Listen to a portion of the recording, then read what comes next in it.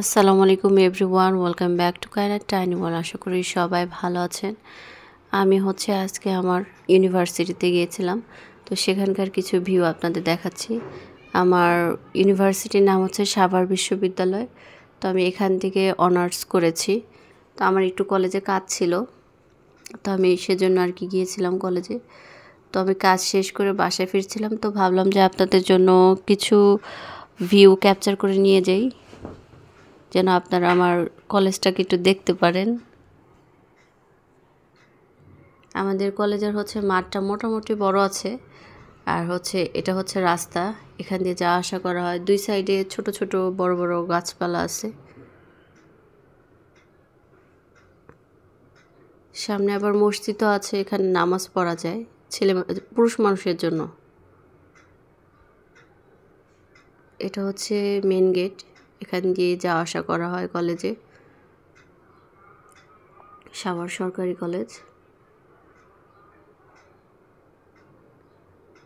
কলেজের সামনেই main road. তো এখানে অটো রিক্সা সবই পাওয়া যায়, এখান থেকে আর কি আমরা যাওয়া আসা করি। তো আমি এই রাস্তা দিয়ে যাচ্ছিলাম, তো ভাবলাম যে আরেকটু আপনাদের সাথে ক্যাপচার করি আশেপাশের পরিবেশটা। এই যে ক্যাফেটা দেখছেন, এটাতে আমি আগে প্রায় যেতাম। এখানে খুব ভালো বার্গার পাওয়া যায়, তো এখানকার বার্গার আমার অনেক ভালোই লাগে খেতে। এটা সাভার থানা স্ট্যান্ডে অবস্থিত। এখানে বড় একটা হসপিটাল আছে, সাভার এনা মেডিকেল কলেজ, সাভারে থানা স্ট্যান্ডে। থানা স্ট্যান্ডে বড় বড় শপও আছে, সুপার শপ আছে, আগোরা আছে, স্বপ্ন আছে। স্বপ্নতে আমার প্রায় সময় যাওয়া হয় টুকটাক কিছু কেনাকাটা করতে। তো আমি আপনাদের সাথে ঘুরে ঘুরে একটু দেখাচ্ছিলাম আশেপাশে কী কী আছে।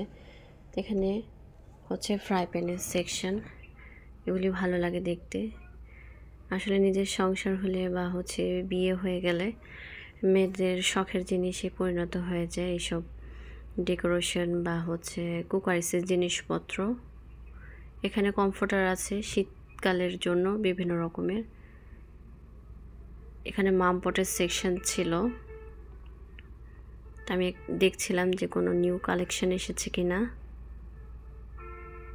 আপনাদেরকেও দেখাচ্ছিলাম।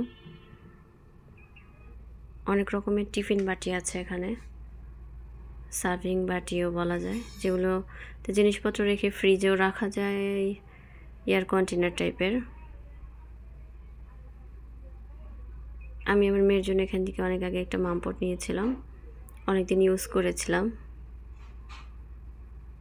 এদিকে আবার বাচ্চাদের সেকশন, এখানে বেলুন থেকে শুরু করে বাচ্চাদের যত রকম খেলনাপাতি আছে এখানে আছে।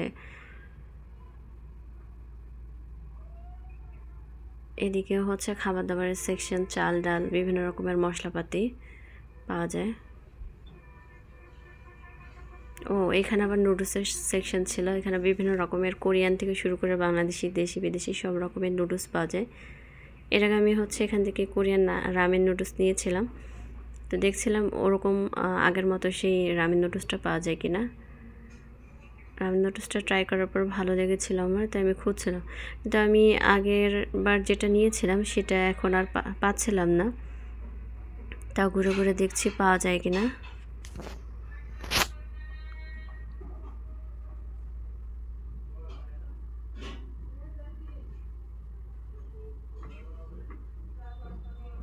এদিকে আবার দেখা যাচ্ছে বিভিন্ন রকমের আইসক্রিম দেখা যাচ্ছে, বা ফ্রোজেন যে খাবারগুলো থাকে আমরা ভেজে খেতে পারবো, ওগুলো পাওয়া যায়।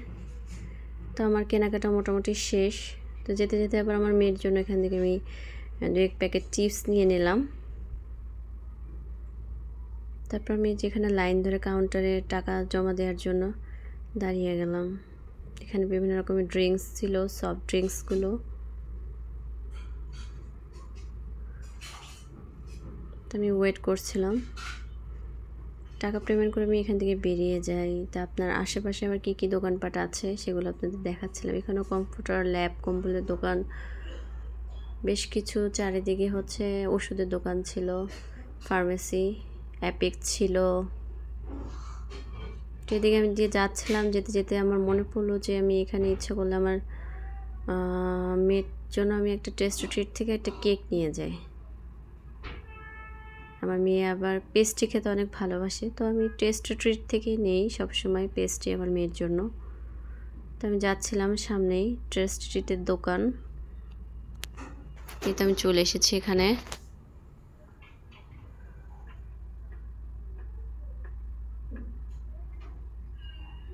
তো আমি এখান থেকে নিব। ওদের এখানে বেশ কেক আছে মজার মজার।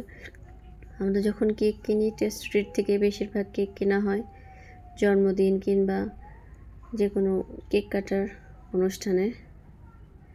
তো এখান থেকে আমি আমার মেয়ের জন্য দেখছিলাম কোনটা নিলে ভালো হয় পেস্ট্রি। তো একটা নিয়ে আমি বেরিয়ে যাই বাসার উদ্দেশ্যে। এখন আমি তারপর বাসায় চলে আসি।